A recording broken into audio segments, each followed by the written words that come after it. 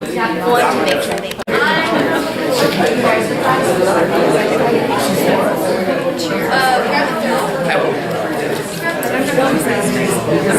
right, that's off, right?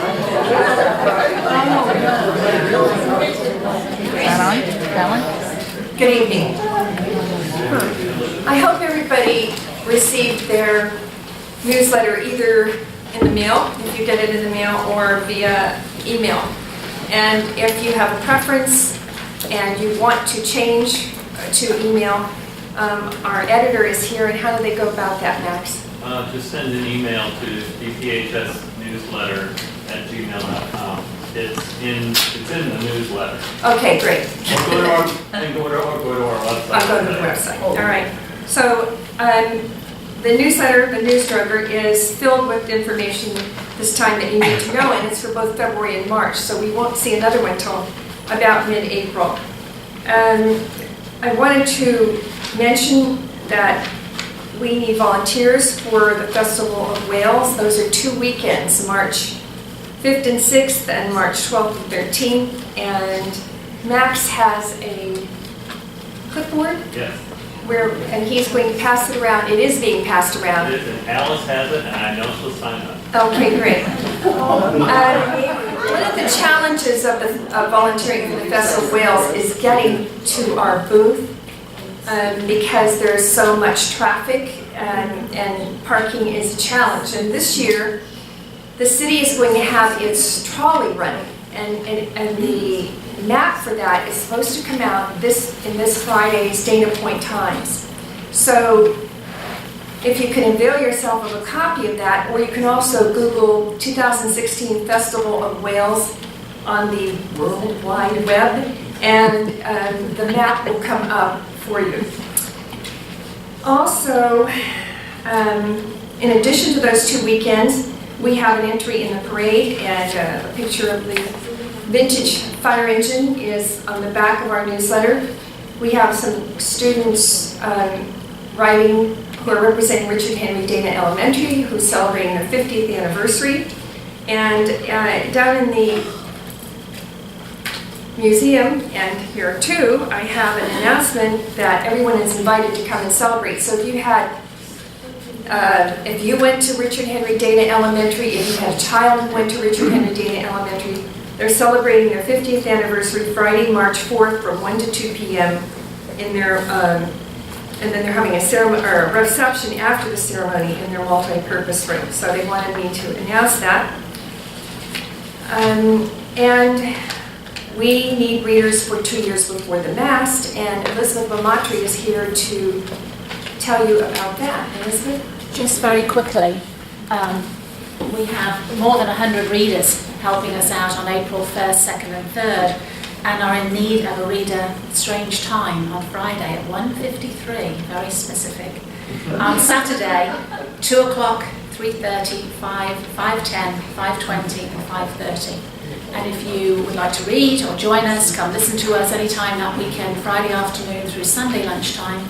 We'd love to see you at the Maritime Barn at the Ocean Institute, a new venue for us this year. So looking forward to seeing you. And if you'd also like to volunteer, handing out name tags and greeting people, I'd love to take your name too. So love to see you down there. Thank you.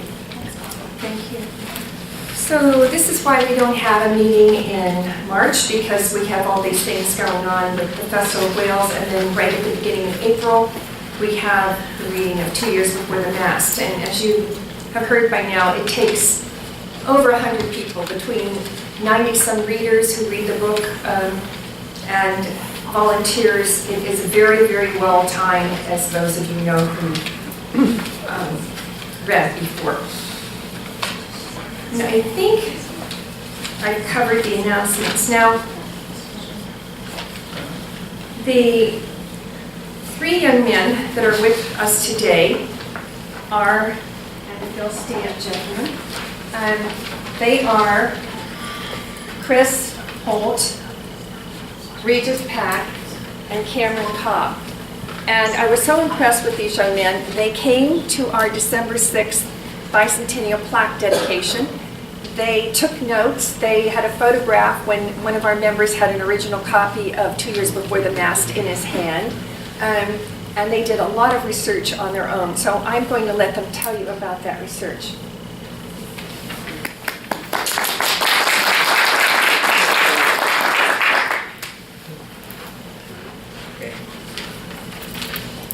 My name is Chris Holt, and my parents are Brad and Joey Holt. My name is Regis Pack, and my mom's right over there, Jessica Pack. My name is Cameron Cobb, and my mom's over there, Melissa, and my grandma, Judy. So we are 7th graders from Shore Cliffs Middle School in San Clemente. We are here today to present you our National History Day project on Richard Henry Dana Jr. To inform you, National History Day is a worldwide competition between students. So every year there is an annual theme, and students are supposed to pick a topic based on the theme and make a project to support it. And so this year the theme was Exploration, Encounter, and Exchange. We chose Richard Henry Dana Jr. because we thought that he exemplified the theme well, and because we want to learn about a local hero. Back in 5th grade, we read 2 Years Before the Mast, and we wanted to learn more about Richard Henry Dana Jr.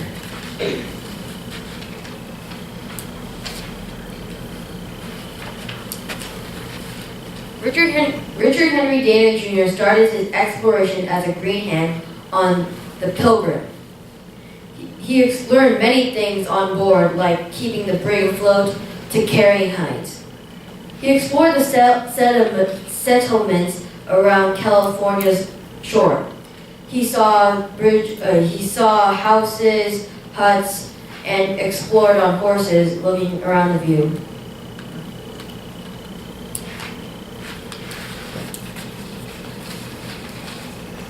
Richard Henry Dana Jr., explorer and abolitionist, began his journey on the Pilgrim to California to trade hides and other goods. Throughout his voyage, Dana met and encountered many people, places, and things. He attended Harvard College, in which he contracted measles during a 6-week suspension and went on a voyage for 2 years. During his journey, he encountered many rough sea storms until he reached the coast of California. Dana went into the cities and met new people. Aboard the ship, Dana encountered a flogging by the captain. When he got back to Boston, he signed to the Harvard Law School and specialized in maritime law. He encountered many high court officials and talked with them about law and the rights of people. He later went on other voyages to Cuba and San Francisco.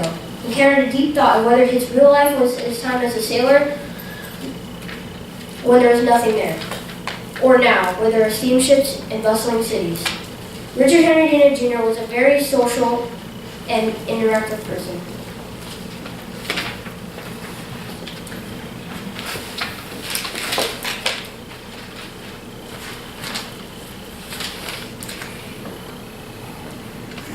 So during Richard Henry Dana Jr.'s life, he went to many seaports and cities along California's coast, and there he would exchange things like fruits and spices for the captain.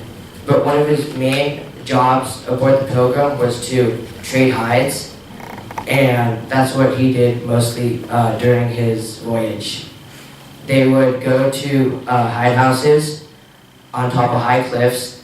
They would trade the hides and then toss them down the cliffs to be brought back to the boat.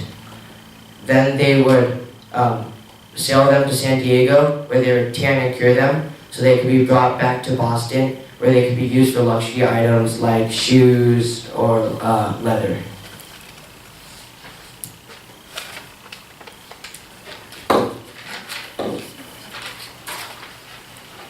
Richard Henry Dana Jr. wasn't just a great explorer, an exchanger of good ideas, and open-minded to new encounters. He was also a brave local hero. Today, Dana Point reminds us of the man this city was named after. In his own words, the most romantic spot in California. Not only was Dana's city an impact, his personal journal, 2 Years Before the Mast, was also a big seller. To this day, Richard Henry Dana's book is still being printed. One reason why his book was so prominent because it was the only book that captured what Alta California was like before the gold rush. The Free Soil Party was a part of his legacy because it exemplified how hard people were fighting to end slavery and make the world change for the better. One of Dana's biggest accomplishments was helping find the Free Soil Party. During his voyage, he encountered flogging by the captain. This decided when he got back to Harvard, he would go study maritime law afterwards. Then, after studying maritime law, he went to become an abolitionist. After becoming an abolitionist, he helped found this Free Soil Party that we know today.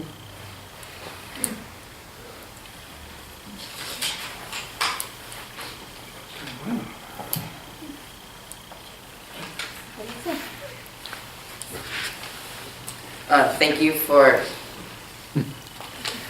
listening to our presentation.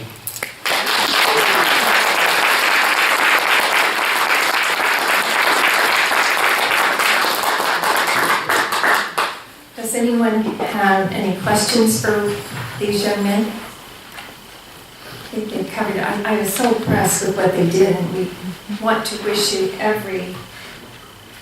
all kinds of luck and every good wish for your competition. And when is that competition? March 10th. March 10th. How long did it take them to put this together?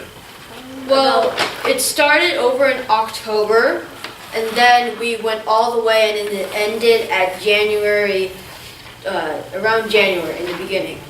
Then, since we got to the next level after our school, the county, then we worked on it a little bit more to get ready for county.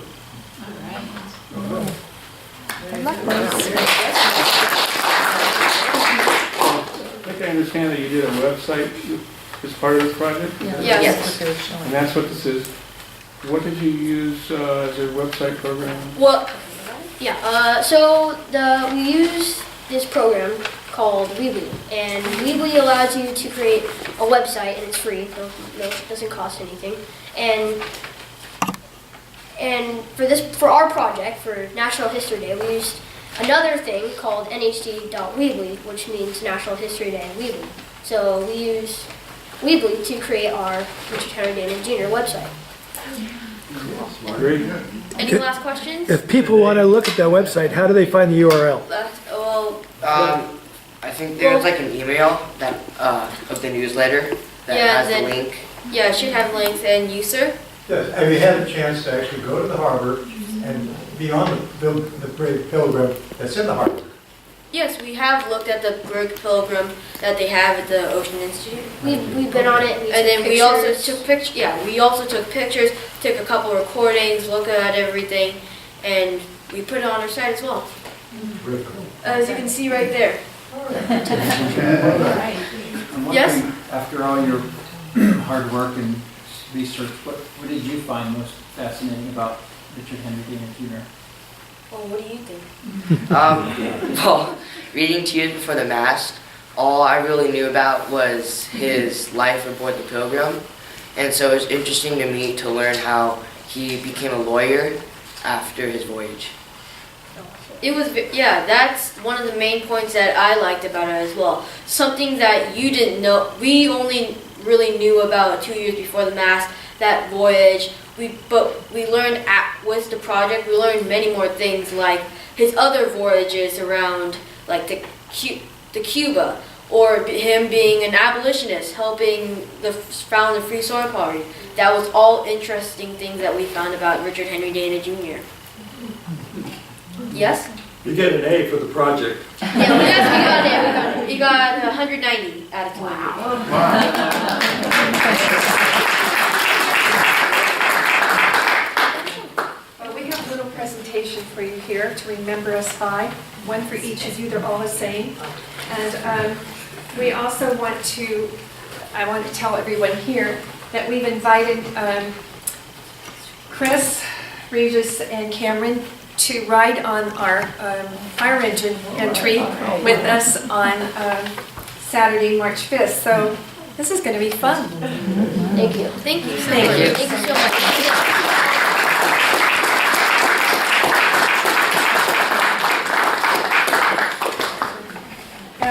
my pleasure now to introduce Bob Minty, who's going to share some of his expansive knowledge on scrimshaw as it relates to whaling, or I think that would be a rough description. I'll let him tell you about it. He's a new board member on the Dana Point Historical Society's board, and we're very lucky to have him. Bob?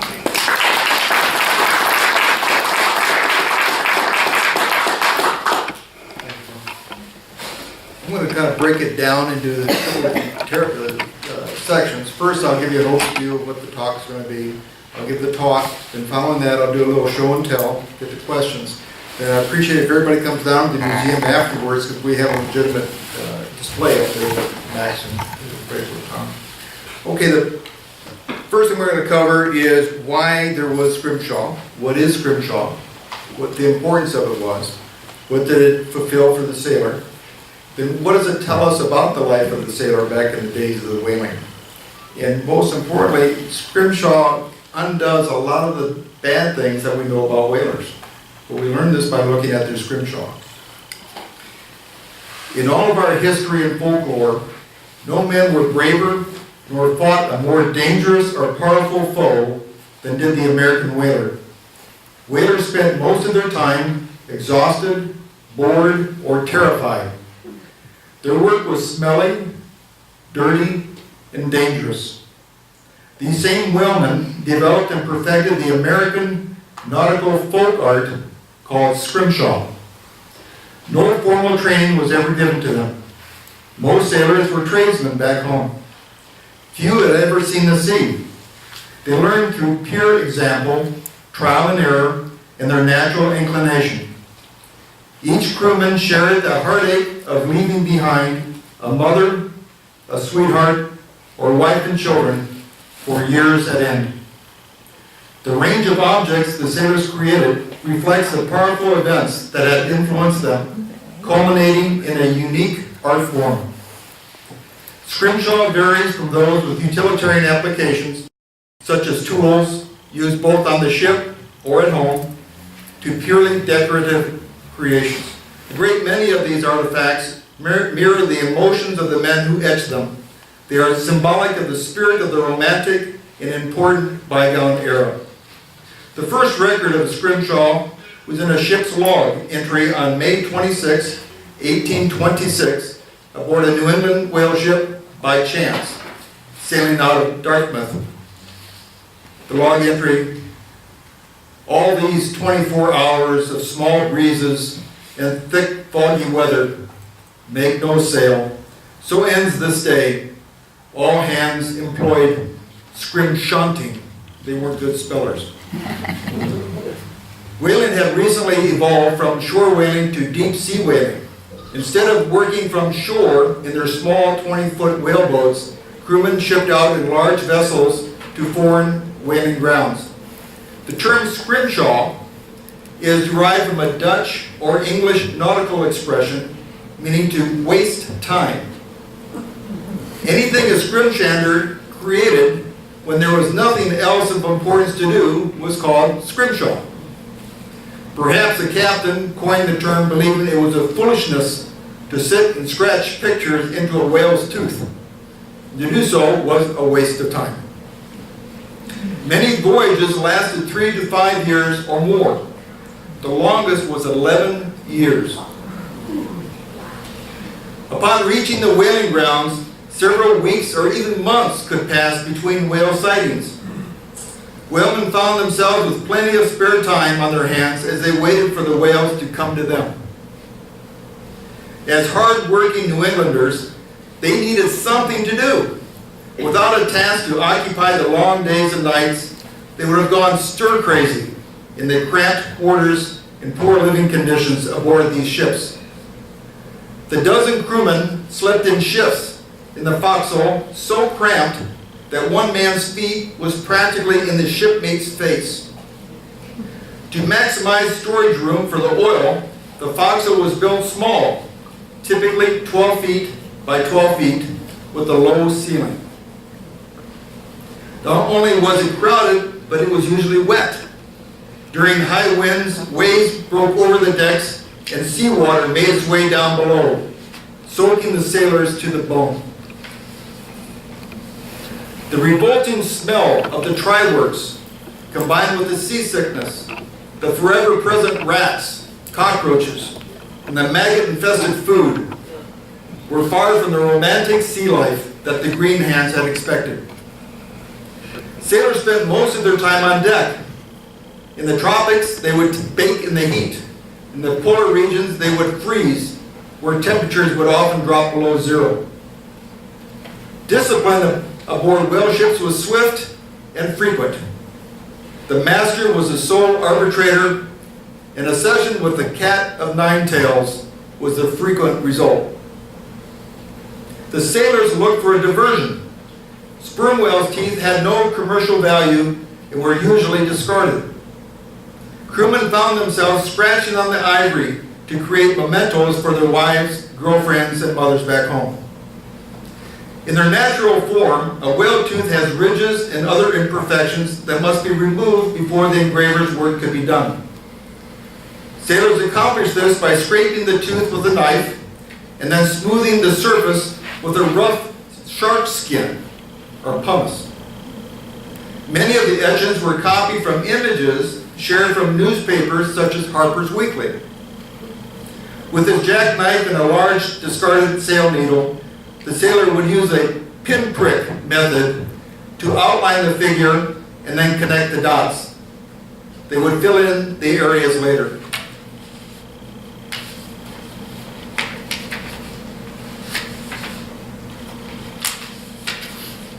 Multiplied throughout the fleet, the same image would appear in hundreds of carvings. The resulting quality varied depending upon the skill of the craftsman. It is estimated that over 200,000 whalers from New England and New York created scrimshaw. During the etching process, the sailor would rub pigment into the cuts and scratches. Ink was not readily available. They could use tobacco juice, or the soot from the chimney of the ship's stove, or burnt residue from the tripod, or they could mix gunpowder with a little whale oil. It was this pigment rubbed into the cuts and scratches that made the picture come to life. The last step was to polish the tooth with a discarded sail canvas to a high gloss finish. It was a very long, time-consuming process.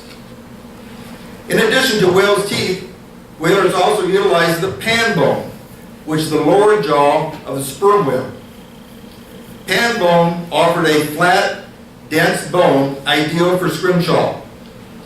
The remaining whale skeletal bones are not used because they are very porous. Scrimshatters also incorporated baleen in their work. Baleen is keratin, the hard yet flexible fingernail-like strips of cartilage that hang inside the mouth of a right whale or bowhead whale. It is baleen that is referred to as whalebone. Whalebone, or baleen, helps the whale filter plankton and other tiny creatures out of the water.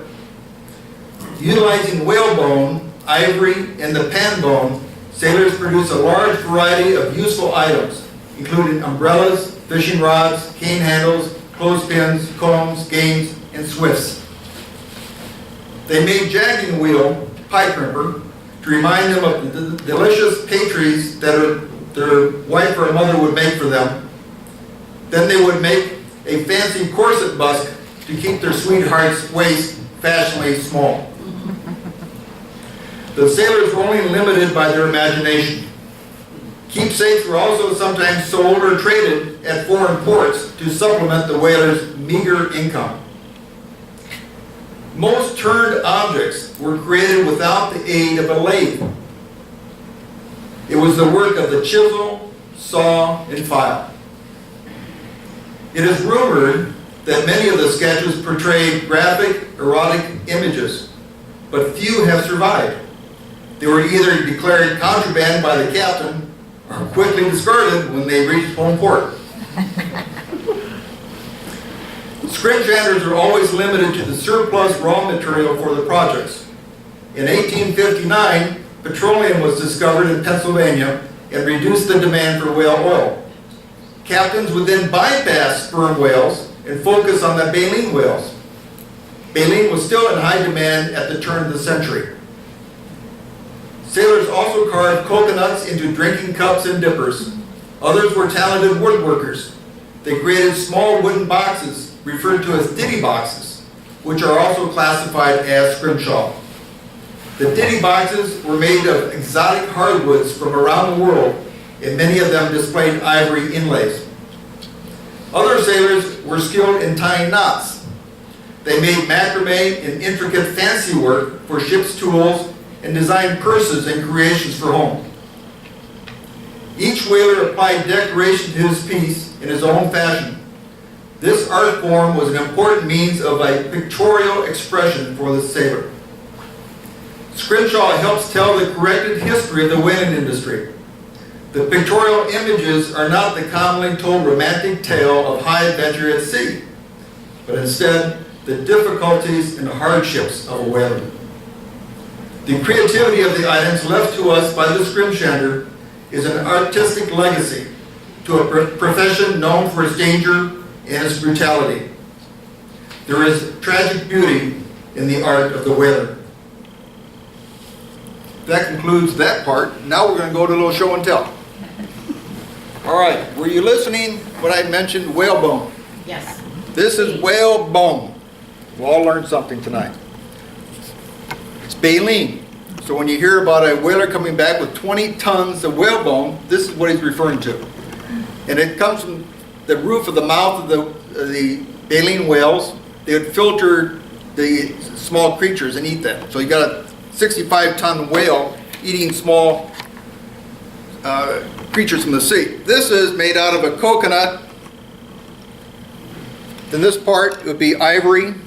The in between is baleen. I can pass these around. Somebody watch the door. All right, this is pan bone. Pan bone, again, is the lower jaw of the sperm whale. These are where the teeth would be. Sperm whales only had teeth on the bottom. They did not have teeth on the top. So on this picture, you see the teeth on the bottom going after them. This is what they would use to make a lot of other things. This pan bone. For example, this little basket is made out of pan bone. Made aboard ship. They'd take these pieces, cut them into slices with the saw, very carefully, cut it all out, put it together. This is made out of walrus tusk. It's made for a woman's corset.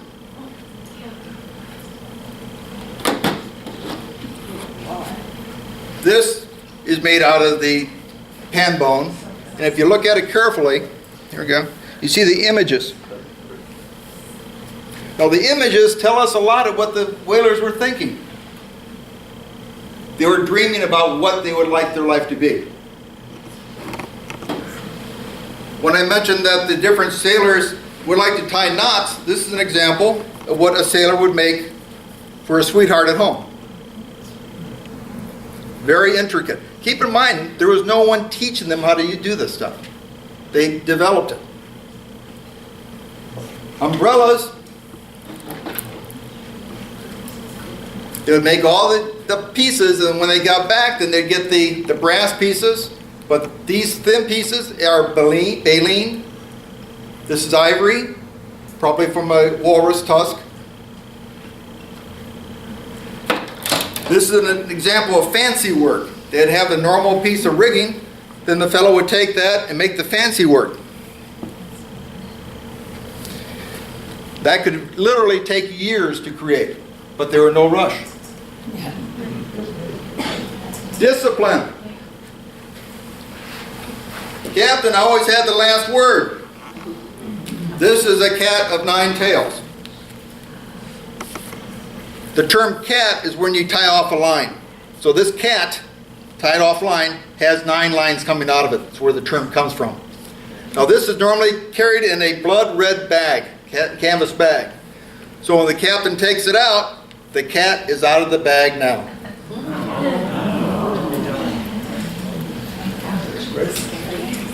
I won't hurt you. If you're aboard a ship and you ever made the mistake of stealing something, you would be branded a thief. It'd be tough to get on board another ship. Where would that brand be? Your forehead. Like letter A. Discipline, I don't know how we got onto discipline. These are different things that were made aboard ship. This one is made out of baleen, twisted, with lead on one side. It's a motivator.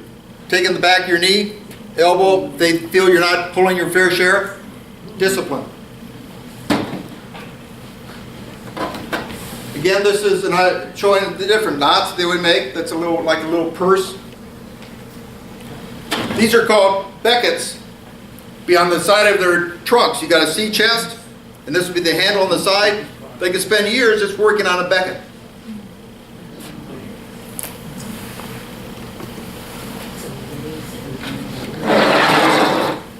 Buggy whips. These are all things made out of baleen. Ivory. This one was built in Great Britain. Probably turn of the century.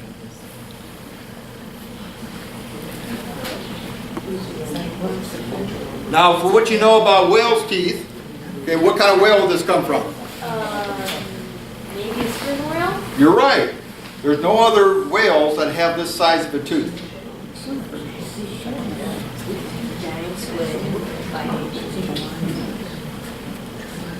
More examples. Now, what they use to trim them with are these items here. Just very simple. They'd scratch it in. I mentioned carving, but it's not really carving. It's just scratching in the pictures, then they fill it in afterwards. And they even took the time to make one.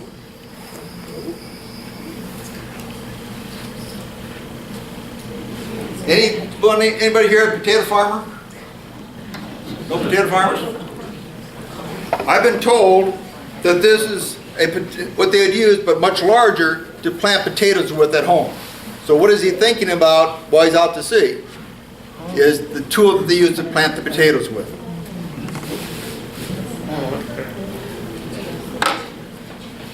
What else they think about? They think about their children at home. This is a little toy that he made. Originally it had a little whistle. Whistle doesn't work anymore. But they made this for one of his children at home. Any questions on anything I've covered?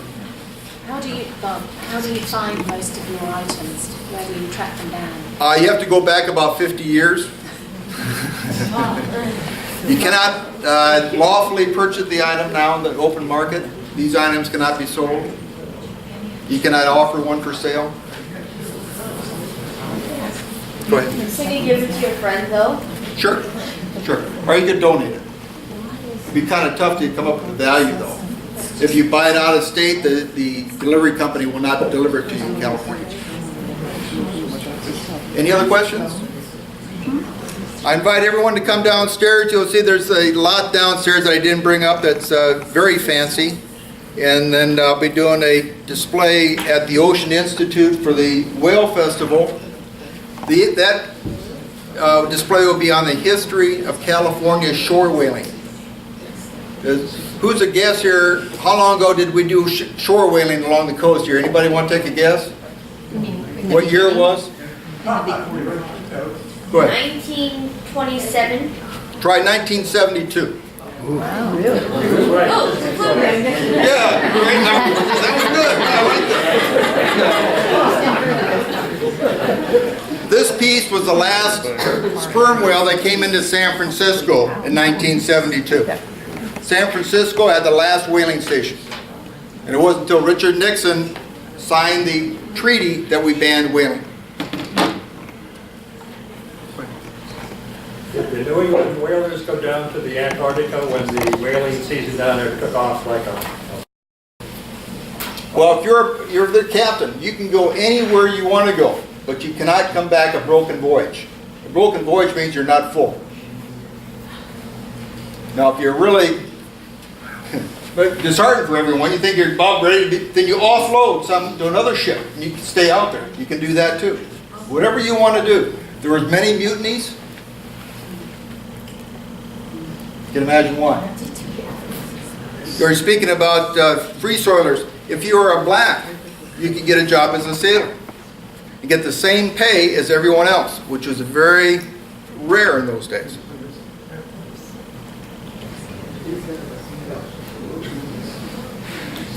Anyone here thinking about signing up for a winning trip? Now would you understand? Maybe whale watching. Whale watching. Yeah. If you come by the Ocean Institute, I've got all the implements, the whale guns, all the tools for processing the whales, and all the different uses for the whales. Now here's a trivia question. Now that you understand what it was like to be aboard a whaler, anyone here have an idea what the whalers would use to clean themselves? Keep in mind, when you're boiling this blubber, it's big plumes of black smoke. And this black smoke stinks. You could smell it all the way down to the next city. Urine. Urine. Why would you use urine? The same thing the Romans used, Roman baths. So Sundays, we wash our hair. Everybody donates to the bucket, and we wash our hair on Sunday.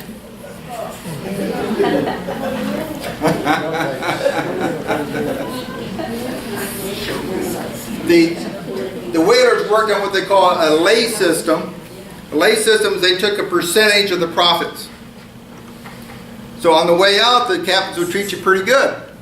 On the way in, which might be several months, you're going to be treated rather poorly, with the hopes that you're going to jump ship. More money for the captain. No union back then. Okay, thank you very much.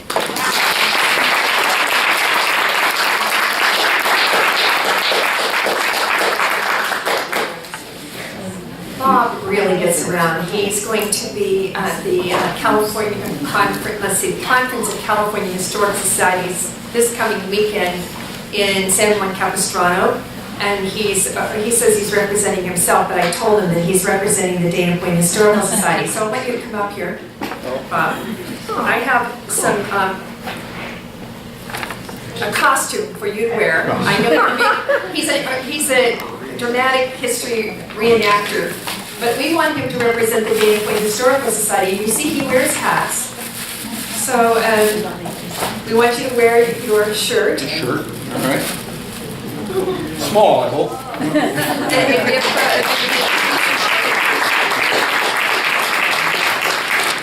And again, he likes hats. So he can advertise for us.